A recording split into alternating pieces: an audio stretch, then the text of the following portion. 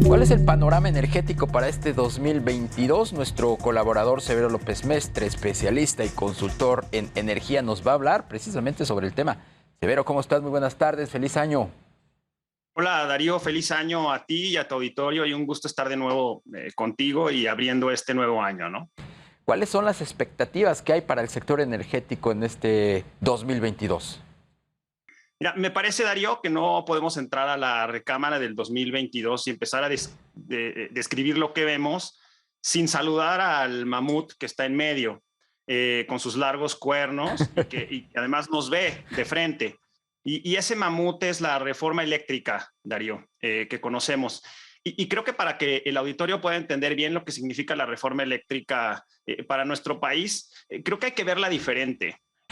Me parece que la reforma eléctrica no es ni reforma ni eléctrica y hay que entenderla más bien como una ficha política electoral. Y es una ficha política electoral porque puede evocar a temas de nacionalismo de manera muy fácil y creo que así se podría entender que la reforma eléctrica probablemente la veremos de aquí hasta el 2024, porque México tendrá que tomar una decisión de qué va a pesar más en la política energética, si la palabra política o la palabra energética. Y ya hemos visto de alguna manera que el clima se ha enrarecido un poco con las señales que ha mandado la reforma eléctrica. Entonces, tendremos que valorar, ¿no? ¿Qué va a jalar más? La parte electoral y lo que puede lograrse con la reforma eléctrica o la reforma eléctrica en sí misma. Me parece que la reforma eléctrica te va a sonar un poco sorpresivo lo que te voy a decir, pero me parece que fue diseñada para no pasarse, Darío. Está lo suficientemente radical una vez que uno analiza puntualmente la redacción y los alcances, se da uno cuenta que está muy bien diseñada, está diseñada para no pasarse. Entonces, la reforma eléctrica estará ahí en medio. Pero no es lo único que hay. Me parece que también a nivel global tenemos que hablar de la vulnerabilidad de la infraestructura energética ante estos abruptos cambios en el clima y estos eventos que antes eran extraordinarios y ahora han sido más cotidianos. Y para muchos pudo haber pasado desapercibido, pero este fin de semana hubo una bajada de temperatura muy importante en Texas y hubo una disrupción muy importante en el tema de gas natural. Se perdieron alrededor de 1 BCF de gas natural. ¿Qué significa eso para tu auditorio? Pues 1 BCF es como el 20% del consumo de toda la República Mexicana y ese se fue a la atmósfera, se quemó. Tiene implicaciones obviamente climáticas, pero lo que preocupa aquí es que no se ha hecho nada, Darío, para evitar eso en el último año. Estoy hablando de los norteamericanos, ¿eh? No han hecho nada en Texas para poder confrontar esta nueva realidad. Y de este lado, tampoco hemos hecho nada.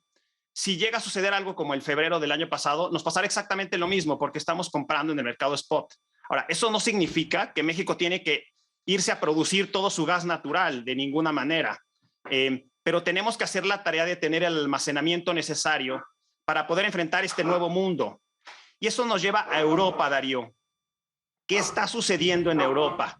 Bueno, en Europa tenemos que entender que estamos en el nivel más bajo de almacenamiento de los últimos 10 años.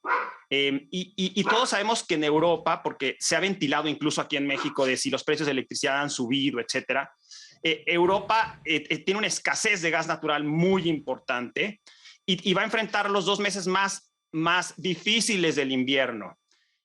Ahora está 56%, por ahí de marzo estará el 15%. Entonces veremos escasez de gas natural y además con un tema político muy importante. Hay un gasoducto de 1.230 kilómetros de 11,000 millones de dólares que los rusos establecieron ahí para abastecer, para abastecer Europa, que está parado por temas políticos.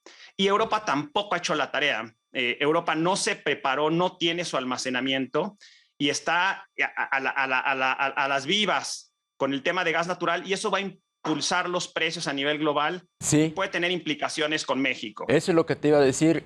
Nadie está haciendo la tarea en tiempo y forma, lo cual va a redundar en que se disparen los precios pues, de este energético fundamental que a su vez va a tener un impacto en el de por sí ya alocado crecimiento de la inflación global, ¿no? Por supuesto, y qué bueno que tocas inflación, porque inflación es otro punto, Darío, y tú lo has manejado muy bien desde el punto de vista energético y también económico. Y hay una palabra que es clave en este tema, que es transitoriedad. Hay un debate muy serio de si es transitorio este tema inflacionario, no solamente en México, sino en el mundo. Y hay hay economistas como Larry Summers que te dicen no va a ser transitorio. Yo veo una posible burbuja inmobiliaria en Estados Unidos, muy delicado. Sí. La Fed te dice que a lo mejor sí es transitorio. Otra, que ya he citado a esta persona, Paul Krugman, te dice que no tiene la más remota idea y es muy honesto. Este tema inflacionario va a seguir ahí, Darío, y Claro. China va a ser un factor importante, tanto desde el punto de vista energético, porque se habla de que China está reduciendo su crecimiento. Sí, pero China es un motor. Desde el punto de vista, por ejemplo, de alimentos, Darío, se espera un incremento de 20% del precio de los alimentos a nivel global. Pues bien, Severo. Eso mismo va a pasar en energía, me parece. Apretémonos los cinturones y preparémonos para esta montaña rusa en pleno, pues, primer semana de 2022. Muchísimas gracias por el comentario. No, gracias a ti y como siempre, Darío, hay que hacer la tarea. Desde luego que sí. Severo López Mestre, especialista y consultor en energía. Buenas tardes. Que estés muy bien, Darío.